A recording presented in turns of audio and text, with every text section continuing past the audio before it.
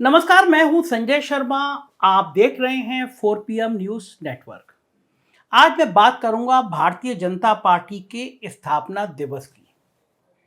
अपने यशस्वी प्रधानमंत्री जी आए, उन्होंने बहुत अच्छा भाषण दिया, बहुत मन की बात की।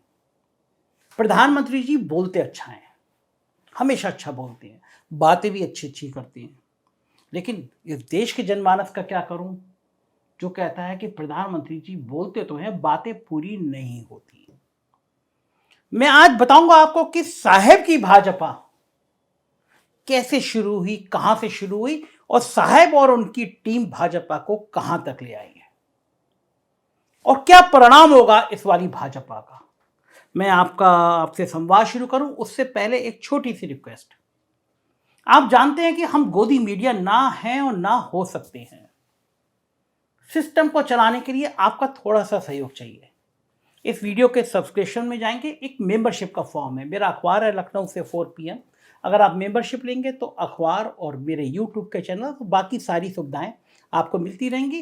अगर आपको अच्छा लगे तो हमारे सदस्य बनिएगा, हमें थोड़ा सा सहयोग करिएगा। तो बात करता हूं, आज आपको ले चलता हूं भाजपा के इतिहास पे।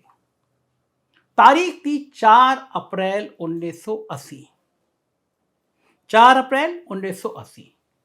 इस दिन दिल्ली के जंतर मंतर रोड पर स्थित जनता पार्टी के राष्ट्रीय कार्यालय में काफी गहमा गहमी थी।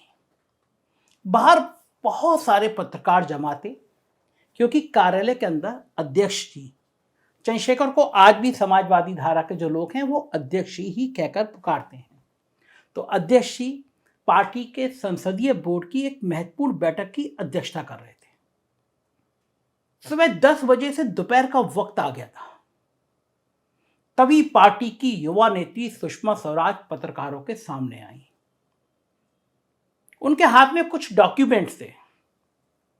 वो पत्रकारों की ओर मुखातिब होते हुए अपने हाथ में लिखे हुए कागज को पढ़ना शुरू करती हैं और कहती हैं, जनता पार्टी ने आज पार्टी विरोधी गतिविधियों में लिप्त 3 नेताओं, पूर्व विदेश मंत्री अटल बिहारी वाजपेयी, पूर्व सूचना प्रसारण मंत्री लाल कृष्ण आडवाणी और सुंदर सिंह भंडारी को 6 साल के लिए पार्टी से निष्कासित कर दिया है। चौंक गए ना मेरी बात सुन के? सुषमा स्वराज ने कहा कि पार्टी ने अटल बिहारी वाजपेयी, लाल कृष्ण आडवाणी, सुंदर सिंह भंडारी को पार्टी से निष्कासित कर दिया है। अब ये सब बातें सुनकर टोल आदमी के लोग आ जाएंगे, कहेंगे कि सुषमा स्वराज तो भाजपा की नेता थी। तो उनकी जानकारी के लिए बता दूं कि सुषमा स्वराज समाजवादी विचारधारा से ताल्लुक रखती थी और संभवतः यही एक बड़ा कारण था कि लोकसभा में विपक्ष की नेता होने के बावजूद 2013-14 में संघ ने उन्हें प्रधानमंत्री पद के लायक नहीं समझा था। दरअसल सुषमा जी ने 1984 में तब जनता पार्टी छोड़ी थी, जब अध्यक्ष जी ने ताऊ देवीलाल परवार, जिनसे सुषमा स्वराज की बनती नहीं थी, उनको जनता पार्टी में वापस बुला लिया था। खैर, अब 4 अप्रैल 1980 पर वापस लौटते हैं। 3 बड़े पार्टी के नेताओं को पार्टी से निकाले जाने के अगले दिन दिल्ली के फिरोजशाह कोटला स्टेडियम में एक बैठक बुलाई गई। इस बैठक का पूरा इंतजाम, मतलब खर्चा पानी, ग्वालियर की राजमाता विजय राजे सिंधिया ने उठाया। 5 और 6 अप्रैल को आरएसएस बैकग्राउंड से जुड़े जनता पार्टी के तमाम कार्यकर्ता वहां जमा हो गए और वहीं पर 6 अप्रैल 1980 को भारतीय जनता पार्टी का जन्म हुआ। पार्टी का नाम विजय राजे सिंधिया ने दिया और फिर नई पार्टी ने पूर्व विदेश मंत्री अटल बिहारी वाजपेयी को अपना अध्यक्ष चुन लिया।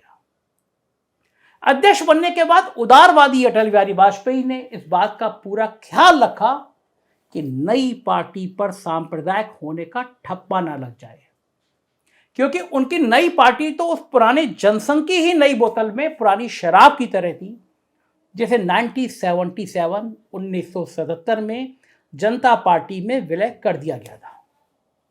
इसलिए अटल जी ने गांधीवादी समाजवाद को ही पार्टी की विचारधारा घोषित किया। हालांकि अटल जी जानते थे कि उनकी नई पार्टी में जैसे लोग भरे पड़े हैं, वो गांधीवादी समाजवाद को चलने देंगे नहीं। कल इसी भारतीय जनता पार्टी का 43वां स्थापना दिवस मनाया गया। 6 अप्रैल को भारतीय जनता पार्टी 43 साल की हो गई, 43 ईयर, यानी अपना 43वां जन्मदिन वर्ष मनाया। लेकिन मजेदार बात यह है कि 6 अप्रैल को ही पार्टी के पूर्व संगठन महासचिव संजय जोशी का भी 60वां जन्मदिन था। और आश्चर्यजनक बात यह है कि भाजपा मुख्यालय से कहीं ज्यादा भाजपा कार्यकर्ता संजय जोशी को बधाई देने उनके आवास पर पहुंचे थे। इससे आप अंदाजा लगा सकते हैं कि 2024 का चुनावी नतीजा यदि उल्टा पड़ा तो क्या होने वाला है और संजय जोशी किस हैसियत में आने वाले हैं। खैर, आज हम भारतीय जनता पार्टी की विकास यात्रा के विभिन्न चरणों और रोचक पहलुओं से आपको रूबरू करवाते हैं। सबको मालूम है कि 1984 का लोकसभा चुनाव किन परिस्थितियों में हुआ था। बिल्कुल लोकसभा चुनाव के ऐन वक्त पर प्रधानमंत्री इंदिरा गांधी की हत्या हो गई और पूरा मंजर ही बदल गया। लगभग अलोकप्रिय हो चुकी इंदिरा गांधी शायद जीवित रहती तो कांग्रेस की बुरी हार होती, लेकिन उनकी शहादत ने लाल कृष्ण आडवाणी के शब्दों में लोकसभा चुनाव को शोक सभा चुनाव बनाकर रख दिया था। उस चुनाव में कांग्रेस को 414 सीटें मिली, जबकि जनता पार्टी को 10 और अटल आडवाणी की भाजपा को केवल 2 सीटें मिली थी। सोमनाथ चटर्जी, चंद्रशेखर, हेमवती नंदन बहुगुणा, जॉर्ज फर्नांडिस, आडवाणी, विजयराजे सिंधिया, इन जैसे बड़े बड़े दिग्गज अपनी सीट नहीं बचा पाए। तब राजीव गांधी मजाक में कहा भी करते थे कि परिवार नियोजन का सबसे अच्छे तरीके से पालन भारतीय जनता पार्टी कर रही है, हम दो हमारे दो। और इस चुनाव ने अटल जी और उनके गांधीवाद समाजवाद का युग भाजपा में खत्म कर दिया। उस गांधीवादी समाजवाद का नाम लेने वाला कोई बचा नहीं। उसके बाद आडवाणी गोविंदाचार्य युग शुरू हुआ, लेकिन असली खेल तो बोफोर्स के साथ हुआ, जब विश्वनाथ प्रताप सिंह नेशनल हीरो बन गए, राष्ट्रीय हीरो बन गए। लेकिन विश्वनाथ प्रताप सिंह नेशनल हीरो तो बन गए, लेकिन उनकी पुरानी पार्टी जनता दल में जनता पार्टी और लोक दल के लोगों का बोलबाला था। ऐसे में विश्वनाथ प्रताप सिंह को लगता था कि यदि जनता दल 1989 के लोकसभा चुनाव में बहुत ज्यादा सीटों पर लड़ेगी तो चंद्रशेखर या देवीलाल के लोग ज्यादा जीत कर आ जाएंगे और उनका प्रधानमंत्री बनना मुश्किल हो जाएगा। लिहाजा विश्वनाथ प्रताप सिंह ने अपने राष्ट्रीय मोर्चा और वाम मोर्चा के स्ट्रेटेजिक अलायंस में लगभग 200 सीटें भाजपा के लिए छोड़ दी। और इसका नतीजा ये हुआ कि विश्वनाथ प्रताप सिंह की आंधी में भाजपा 2 सीटों से बढ़कर 86 सीटों तक पहुंच गई। मतलब अगर विश्वनाथ प्रताप सिंह इतनी सीटें ना जीत छोड़ते तो बीजेपी 2 से 86 सीटों तक पहुंच नहीं पाती। और इसी के साथ भारतीय जनता पार्टी और ने विश्व हिंदू परिषद का राम मंदिर आंदोलन अपने हाथ में ले लिया।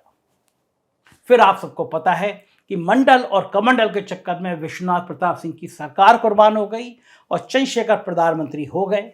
लेकिन चंद्रशेखर के प्रधानमंत्री बनने के साथ ही भाजपा को अपने इतिहास की सबसे बड़ी कामयाबी मिली। आजाद भारत के इतिहास में पहली बार आरएसएस की नर्सरी से निकली पार्टी लोकसभा में मुख्य विपक्षी पार्टी बन गई और लाल कृष्ण आडवाणी विपक्ष के नेता बन गए। मगर याद रखिए, प्रधानमंत्री चंद्रशेखर ने वीपी सिंह की तरह भाजपा को अपने माथे पर चढ़ने नहीं दिया। कई लोग तो यह भी मानते हैं कि यदि चंद्रशेखर सरकार 2-4 महीने और चल जाती तो भाजपा साफ हो जाती, क्योंकि चंद्रशेखर तो राम मंदिर का मुद्दा हल करके भाजपा के हाथ का तोता उड़ा देने के लगभग करीब पहुंच गए थे। एक मजेदार किस्सा सुनाता हूं आपको। दिसंबर 1990 में एक दिन भाजपा सांसद विजयराजे सिंधिया के घर पर विश्व हिंदू परिषद की बैठक चल रही थी। इस बैठक में एकदम खून की नदी बहाने जैसे उत्तेजक भाषण दिए जा रहे थे।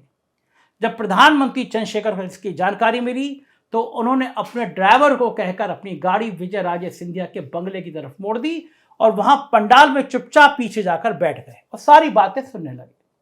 अचानक वहां प्रधानमंत्री को देखकर आयोजकों को लगा कि बहुत बड़ी जीत मिल गई और सबने मंच पर प्रधानमंत्री को बोलने के लिए आमंत्रित कर लिया। और फिर चंद्रशेखर जी ने उन्हें जो धमकाया कि खून खराबे की बात करने वाले साधु संतों के होश उड़ गए। उन्होंने साफ साफ कह दिया, मुझे आप लोग राजीव गांधी या विश्वनाथ प्रताप सिंह समझने की गलती मत कीजिए। अगर बाबरी ढांचे पर एक पत्थर भी फेंकने की जरूरत की तो मैं अपने लिखित आदेश से गोली चलवा दूंगा। मुझे फर्क नहीं पड़ता कि 5 लोग मरेंगे या 5000 मरेंगे, आप लोगों की भलाई इसमें है कि आप लोग चुपचाप बैठिए, मैं रास्ता निकाल रहा हूं।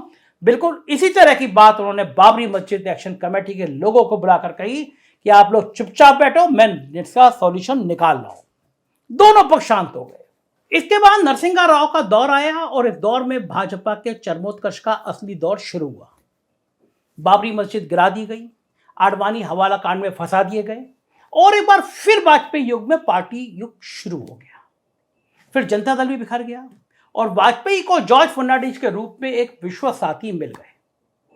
जॉर्ज साहब ने भाजपा के ऊपर से अछूत पार्टी का लेवल हटाया और फिर 24 पार्टियों, याद रखिएगा, जो प्रधानमंत्री जी अब कहते हैं कि सारे चोर इकट्ठे हो गए, वो बहुत कम है। यहां संख्या 24 पार्टी थी। 24 पार्टियों को इकट्ठा करके अटल जी को प्रधानमंत्री पद तक पहुंचाया गया।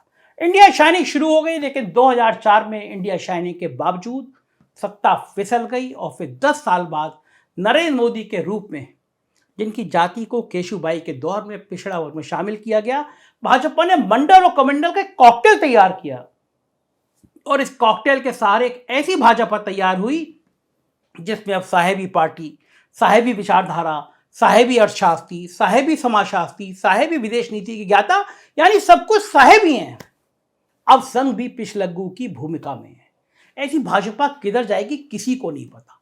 संघ परेशान है, गडकरी राजनाथ सिंह परेशान है, कार्यकर्ता समझ नहीं पा रहे, केवल बातें, और ये भाजपा को कहां तक ले जाएंगी किसी को पता नहीं, किसी की हैसियत नहीं जो साहेब से सवाल कर सके, क्योंकि सब जानते हैं कि साहेब से सवाल करना मना है। साहेब क्या करेंगे, हमारी निगाह बनी रहेगी। आप देखते रहिए 4PM। कुछ और राज्यों में हमारे चैनल हैं, 4PM Bihar, 4PM Gujarat, 4PM Karnataka, 4PM UP, उन्हें भी सब्सक्राइब करिएगा। शुक्रिया, थैंक यू।